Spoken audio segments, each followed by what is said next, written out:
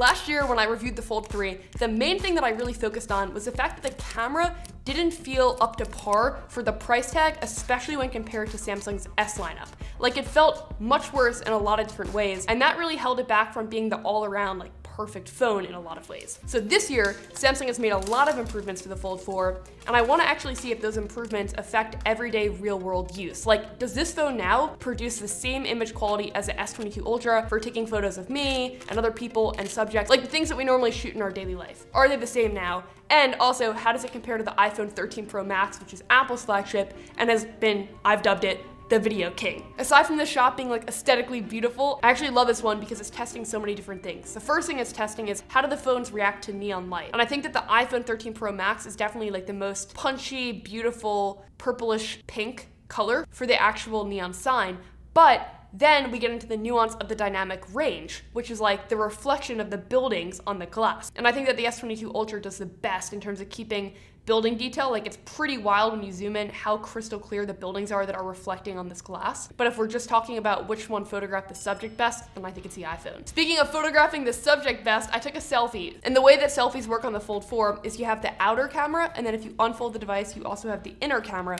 And so you can take it on either. This first one is on the outer camera, and it actually looks pretty good. I think that the Samsung phones have like the most flattering skin tone, albeit I don't think that they're the most accurate skin tone in terms of like detail on my skin. I still think the iPhone 13 Pro Max is best. I like the S22 Ultra second best here, and then the Fold 4 third best because it does have a little bit of a yellowish hue to the skin. But I think a lot of people will be using the inner selfie camera for selfies, but also for video chats. And last year it was atrociously bad because it's taking a shot from underneath the display so the camera can like blend into the display. And so the sacrifice that you make there is that it's a low megapixel resolution. It also has to do a ton of image processing to get rid of all the glare and kind of sharpen the image up. And so maybe the processing is like slightly better. Like, if you look at me and just me in this shot, it's like, oh, okay, not bad, not bad. Then you look at the background, it's like, what happened here? So I still think that the inner camera is pretty bad. And I'm also gonna put that to a test later for video quality as well, because I think that's important, because I feel like image processing is one thing, but video processing is a totally different ballgame. One thing that smartphone cameras really struggle with often is reds. For some reason, they either make them orangey, or they completely oversaturate them, or they don't saturate them enough, and then it ends up looking like a pale pink. They don't know what they're doing with the reds often. And I think here the Fold 4 and the S22 Ultra definitely went to a more orangey red. Whereas I feel like the iPhone 13 Pro Max stayed true to life with like just a bright red. Actually, it looks like the S22 Ultra missed focus a little bit here. And so that's one of the things that the S22 Ultra will do. It will call an audible on if it wants to use focus enhancer mode, which basically like widens the shallow depth of field, or if it wants to use its just big aperture and get less of the subject in focus but have a blurrier background. And so it kind of makes the call for you, but then you can decide if you want to turn it off. And so in this one, actually, the iPhone had the issue here. It completely missed focus of the bike because I was pretty close to the bike seat, and the S22 Ultra and the Fold 4 noticed that, and they were like, all right, we got you, and they got the bike in focus. But the iPhone actually completely missed focus and focused on the floor. I think that the S22 Ultra is maybe my favorite in terms of color tone, but that is definitely a personal preference thing. I think that the iPhone 13 Pro Max went to a little bit of a greener color, so if you like that, you'll enjoy it, but I definitely prefer like the cooler purplish tone on the S22 Ultra. The Fold 4 met somewhere in the middle, kind of going for like an orangey look on the right side of the image, but then a little bit of a cooler tone for the concrete. In this one, this is an indoor shot, so this is testing out like some more mid-lighting environments, so it's not like low light, like there are definitely lights overhead,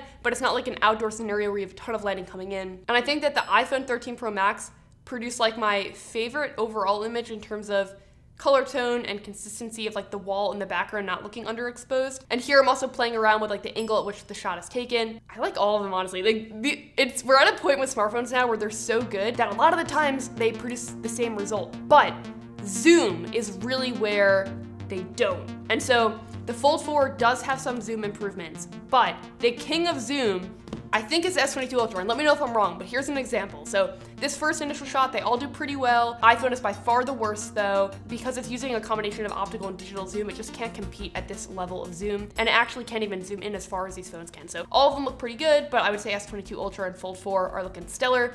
Then we really go in here, and I am like genuinely blown away by the S22 Ultra. Like, I took this photo on the street and I looked at it and I was like, this is amazing. Like, this is wild how sharp it is. I'm so far away.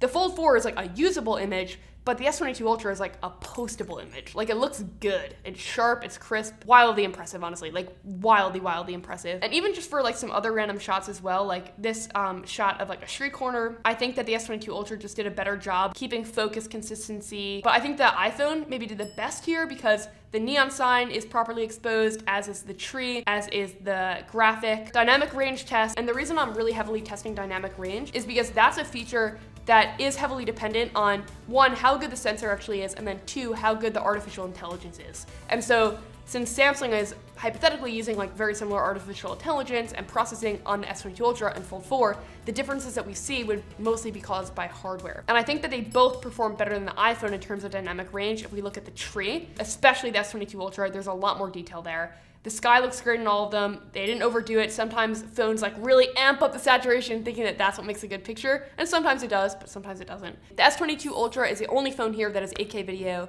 which is awesome, but still like very much an enthusiast feature. Whereas the iPhone has ProRes, cinematic mode, and Dolby Vision HDR. I think that the HDR feature is a little bit more practical and usable in comparison to 8K. I think that iPhone just still consistently has like the best stabilization and exposure tracking where it doesn't feel jumpy.